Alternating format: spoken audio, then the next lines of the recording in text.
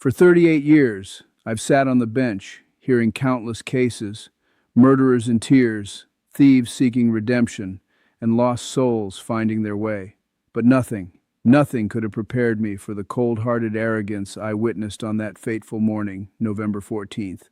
It was the day political power collided with the quiet dignity of a hard-working man, and what followed would forever change the lives of those involved.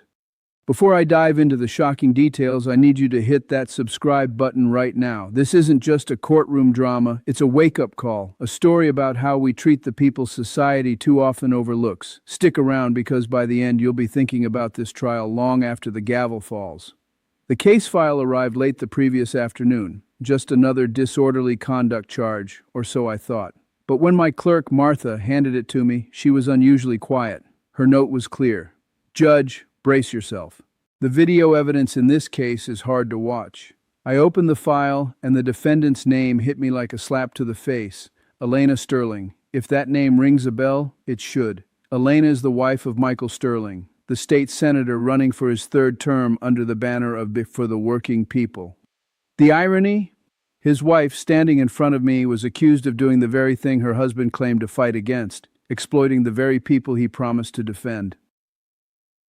The next morning, Elena Sterling strolled into my courtroom, looking nothing like a defendant. She was dressed to the nines in a $5,000 cream Chanel suit, sporting a Hermes Birkin bag made of crocodile skin and sparkling Jimmy Choo heels. She wasn't alone. 3 high-powered attorneys flanked her, exuding an air of confidence that screamed, "We own this courtroom." On the other side, barely noticeable in the shadows, was the victim, Arthur Jenkins, a 68-year-old janitor who'd spent 25 years keeping Lincoln Elementary School clean. His dark blue janitorial uniform was worn and faded, but his hands, they were calloused from a lifetime of hard work. His posture was hunched and his eyes were downcast, as if he were trying to shrink into the courtroom bench to avoid the spotlight. The contrast was stark. On one side, wealth, power, and arrogance. On the other, poverty, humility, and the quiet dignity of a man who had never set foot in a courtroom before. I banged the gavel to call the court to order and began questioning Elena, but before I could finish my sentence, her lawyer interrupted, claiming that the whole situation was just a misunderstanding and that Elena was the victim of a political smear campaign. Elena didn't stand up. She just let out a dramatic sigh and leaned back in her chair. Her response? A dismissive, "I should be suing him for property damage. He ruined my $200 shoes." The entire courtroom went silent. I glanced at Mr. Jenkins, who flinched as if he had been struck. My voice grew low as I looked at Elena. "You say he ruined your shoes. The indictment says you forced him to get on his knees and lick them clean." A hush fell over the room as the video evidence began.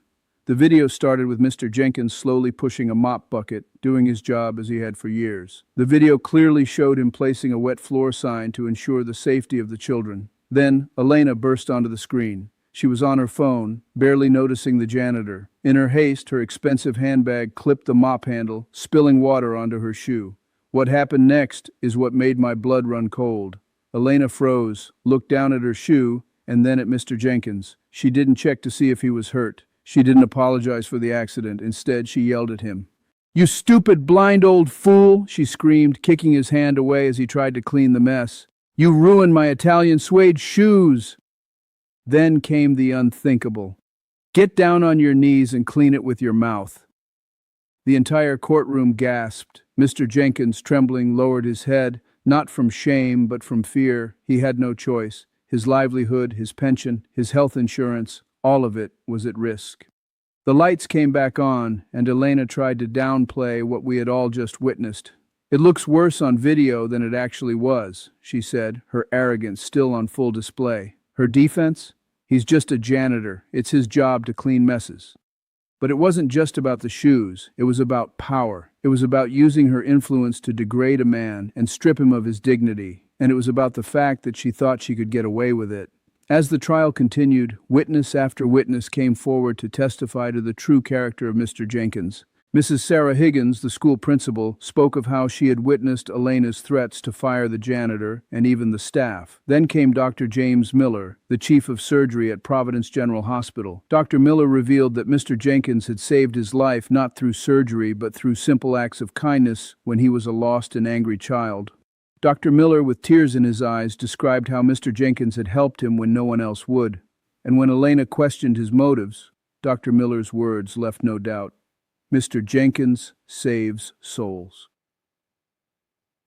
After the testimonies, Elena still showed no remorse. She looked down on everyone in that courtroom, convinced her money and her husband's power could protect her, but she underestimated the strength of truth and the power of humility. I offered her a choice: 1,000 hours of community service working with Mr. Jenkins at Lincoln Elementary. She could either take responsibility or go to jail for a year. Elena fought it, but in the end, she accepted. What followed was nothing short of transformative. Elena spent months working alongside Mr. Jenkins, cleaning floors, scrubbing toilets, and learning the value of hard work. She cried every day at first, but then something changed. She began to see the people she once looked down on, not as beneath her, but as equals. And then one day, she did something incredible. When a little girl dropped her lunch, Elena didn't yell. She didn't get angry. She knelt down and comforted the girl, cleaning up the mess with compassion. It was a simple act, but it spoke volumes about her change. Months later, Elena returned to my courtroom. This time she wasn't a defendant. She wasn't there for a judgment. She was there to thank me. She had learned something invaluable. She had learned that dignity is not measured by money or power, but by how we treat others. She had learned that true justice isn't just about punishment, it's about restoration. And in the end, Elena had become a better person, not because she had been forced to, but because she wanted to. This story isn't just about a senator's wife or a janitor. It's about the choices we make, the people we choose to honor, and the power of humility. It's about realizing that no matter how high you climb, you can never look down on someone who is helping others. If this story moved you, share it. Let's spread the message that every job, every person deserves respect. And don't forget to subscribe for more real stories of justice, compassion, and transformation. Until next time, remember to be kind to one another.